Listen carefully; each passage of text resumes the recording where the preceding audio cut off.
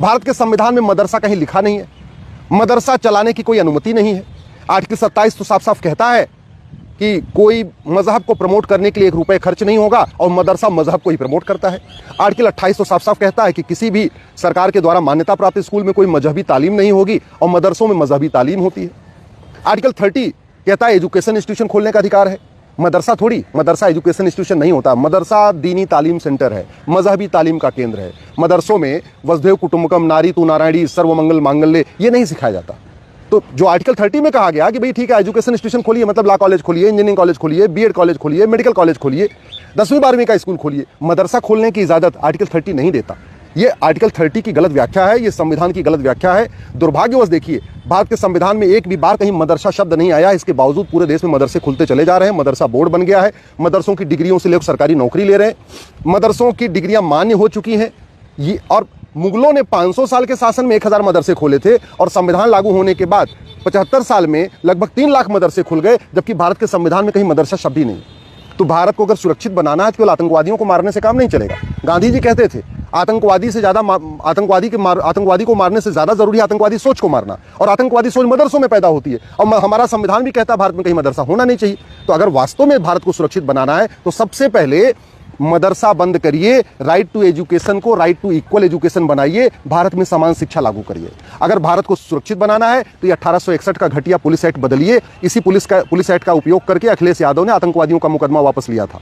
इस कानून को बदलिए, भारत में यूनिफॉर्म पुलिस कोड लागू करिए, पुलिस चार्टर लागू करिए, 1 नेशन 1 पुलिस सिस्टम लागू करिए, तब भारत सुरक्षित बचेगा। अगर भारत को सुरक्षित बनाना है तो आतंकवादियों के मदद को भी जघन्य अपराध घोषित करिए।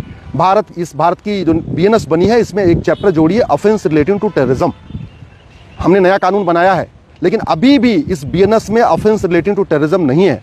ऑफेंस रिलेटिंग टू रिलीजन तो है, धार्मिक भावना आहत करने पे एक चैप्टर है, लेकिन ऑफेंस रिलेटिंग टू कन्वर्जन नहीं है, ऑफेंस रिलेटिंग टू इन्फिल्ट्रेशन नहीं है, ऑफेंस रिलेटिंग टू टेररिज्म नहीं है।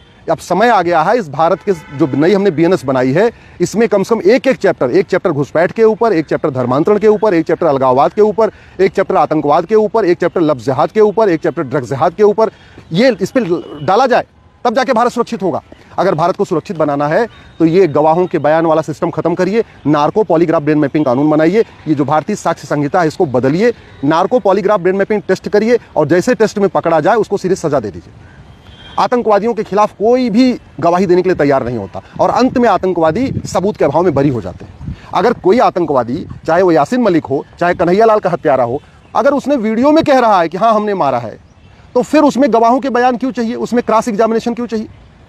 बटला हाउस इनकाउंटर हुआ, पूरी वीडियोग्राफी है, फिर गवाहों के बयान क्यों, फिर उसमें तारीख पे तारीख क्यों? अरे narco polygraph brain mapping test करिए, टेस्ट करके उनको फांसी पर चढ़ा दीजिए। किसने रोका है नार्को पॉलीग्राफ ब्रेन मैपिंग कानून बनाने से? संविधान ने तो बिल्कुल नहीं रोका है। सरकार को ही बनाना पड़ेगा, संसद को ही बनाना पड़ेगा। अगर भारत को सुरक्षित बनाना है तो घुसपैठ, धर्मांतरण, आतंकवाद, अलगाववाद, लफ्ज़ जिहाद, लैंड जिहाद, ड्रग्स जिहाद को राष्ट्र की सुरक्षा के लिए खतरा घोषित करिए। हमारे पास राष्ट्र की सुरक्षा के लिए जो खतरा है उससे निपटने के लिए कानून है एनएसए, लेकिन ये इतना घटिया है, इसमें कहीं लिखा ही नहीं है कि राष्ट्र की सुरक्षा के लिए क्या क्या खतरा है। तो नतीजा ये हो रहा है कि पुलिस ना स्लीपर सेल के ऊपर एनएसए लगाती है, ना घुसपैठियों और उनके मददगारों पे एनएसए लगाती है, न धर्मांतरण कराने वाले और उनके मददगारों पे एनएसए लगाती है, न लफ्ज़ जिहाद, लैंड जिहाद करने वाले और उनके मददगारों पे एनएसए लगाती है, न जो नशा तस्करी करते हैं, मानव तस्करी करते हैं, उनके ऊपर उनके मददगारों पे एनएसए लगाती है। तो इस कानून को बदलना पड़ेगा, तब भारत सुरक्षित होगा। भारत को अगर सुरक्षित बनाना है तो ये जो यूएपीए एक्ट है 1967 में बना था, इसको बदलिए। लफ्ज़ जिहाद, लैंड जिहाद भी हमारी देश की एकता अखंडता के लिए खतरा है, ड्रग्स जिहाद हमारी देश की एकता अखंडता के लिए खतरा है, घुसपैठ जिहाद हमारी एकता अखंडता के लिए खतरा है, धर्मांतरण जिहाद हमारी देश की एकता अखंडता के लिए खतरा है, और ये जो आतंकवादियों की मदद करते हैं स्लीपर सेल, ये भी हमारी एकता अखंडता के लिए खतरा है। तो इनके ऊपर यूएपीए तब लगेगा, पुलिस तब इस पे लगाएगी, कोर्ट तब उनको सजा देगी यूएपीए में, जब इसमें बाकायदा क्लियरली डिफाइन होगा कि देश की एकता अखंडता के लिए क्या क्या खतरे हैं। नहीं तो अपने मन से कहीं पुलिस लगाएगी, कहीं पुलिस नहीं लगाएगी, और फिर कोर्ट भी कहीं उसको मानेगी, कहीं नहीं मानेगी, ये सब गड़बड़ी चलती रहेगी। इसलिए मैं कहता हूँ इस कानून को बदलने की ज़रूरत है। अगर हमें भारत को सुरक्षित बनाना है तो जो आतंकवादियों की मदद करते हैं ना, इसको संगठित अपराध घोषित करिए, ऑर्गेनाइज क्राइम डिक्लेयर करिए।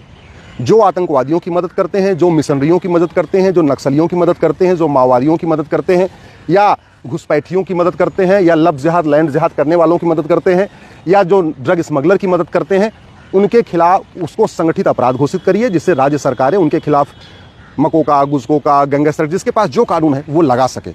अगर हम चाहते हैं कि देश सुरक्षित बने तो ये जो बाहर से फंडिंग आ रही है, और फंडिंग कराने के लिए जो 2010 में कांग्रेस ने FCRA कानून बनाया था, इस कानून को खत्म करिए। जब तक फंडिंग नहीं बंद होगी तब तक जिहादियों की मदद नहीं बंद होगी। ये जिहादियों की मदद करने वाले, आतंकवादियों की मदद करने वाले, सबको फंडिंग आती है। ये सब भारत में NGO बना के बैठे हुए हैं और उनके NGOs को बाहर से फंडिंग आती रहती है, इसीलिए मदद करते रहते हैं। कानूनी मदद भी करते हैं, गवाही भी देते हैं, सब कुछ करते हैं। क्यों? क्योंकि फंडिंग आ रही है। तो फंडिंग तब बंद होगी जब FCRA बंद होगा। भारत के लिए जो सबसे बड़ा खतरा है वो भ्रष्टाचार है। थानेदार बिक जाते हैं पैसे लेके, हवलदार बिक जाते हैं पैसे लेके, कई बार तो जज भी बिक जाते हैं पैसे लेके। और वो बिकते इसलिए हैं क्योंकि हमारा प्रिवेंशन ऑफ करप्शन एक्ट सड़ा हुआ है। भारत को सुरक्षित बनाना है तो इस कानून को बदलिए, भ्रष्टाचार को देशद्रोह घोषित करिए, भ्रष्टाचार को जघन्य अपराध घोषित करिए, भ्रष्टाचार को में फांसी की सजा का प्रावधान करिए, तब भारत सुरक्षित होगा। ये जितने आतंकवादियों की मदद करने वाले स्लीपर हैं या माओवादियों की नकद करने वाले स्लीपर सेल हैं, इन सबको हवाला के जरिए फंडिंग आती है। कुछ को खाड़ी देशों से आती है, कुछ को पाकिस्तान से आती है, और उसका मूल कारण है ये मनी लॉन्ड्रिंग एक्ट महाघटिया है। ये जो हमारे यहाँ स्लीपर सेल का काम करते हैं उनको काला धन से फंडिंग होती है, और वो काला धन क्यों चल रहा है? क्योंकि हमारा ये कानून घटिया है। ये जो आतंकवादियों की मदद करते हैं उनको बेनामी प्रॉपर्टी भी उनको गिफ्ट की जाती है, उनके साले के नाम पे, बहनोई के नाम पे, मौसा के नाम पे, ड्राइवर के नाम पे, धोबी के नाम पे उनको बड़ी बड़ी प्रॉपर्टी मिल जाती है। तो ये बेनामी प्रॉपर्टी एक्ट बदलिए। अगर भारत को सुरक्षित बनाना है तो ड्रग का कारोबार रोकिए, और ड्रग का कारोबार तभी जब तक नशा तस्करों को फांसी नहीं होगी तब तक ड्रग का कारोबार नहीं रुकेगा। और ड्रग कारोबार का आधा पैसा भारत को बर्बाद करने में खर्च हो रहा है। अगर भारत को सुरक्षित बनाना है तो इस सिटीजनशिप एक्ट को बदलिए। हजारों की संख्या में स्लीपर सेल हैं भारत में जो मिशनरियों की मदद करते हैं, घुसपैठियों की मदद करते हैं, सबकी मदद करते हैं। दुर्भाग्यवश आज तक किसी भी स्लीपर सेल की नागरिकता खत्म नहीं हुई। संविधान का आर्टिकल 11 कहता है नागरिकता देने और नागरिकता लेने के लिए कानून बनाओ, और कानून बना 1955 में, लेकिन ऐसा घटिया कानून बना है कि सबको नागरिकता मिल रही है। पाकिस्तानियों ने नागरिकता ले लिया, अफगानिस्तानियों ने नागरिकता ले लिया, रोहिंग्या नागरिकता ले रहे हैं, बांग्लादेशी नागरिकता ले रहे हैं, लेकिन न किसी जासूस की नागरिकता जा रही, न किसी गद्दार की नागरिकता जा रही, न किसी स्लीपर सेल की नागरिकता जा रही। तो इसलिए मैं कहता हूँ कानून बदले। भारत की कोई भी समस्या लाइलाज नहीं है, भारत की कोई भी समस्या विश्वव्यापी नहीं है, लेकिन समस्या पे चर्चा करके समस्या खत्म नहीं होगी, बल्कि भारत में शिक्षा में संस्कार डालना पड़ेगा और कानून का खौफ स्थापित करना पड़ेगा। 3-3 महीने में लोगों को सजा देना पड़ेगा, तब जाके कानून का खौफ पैदा होगा। अपराधियों की 100% प्रॉपर्टी जब्त करनी होगी, अपराधियों की नागरिकता खत्म करनी होगी, और 3 महीने के अंदर उनको आजीवन कारावास फांसी देना होगा, तब जाके खौफ पैदा होगा, तब भारत सुरक्षित होगा।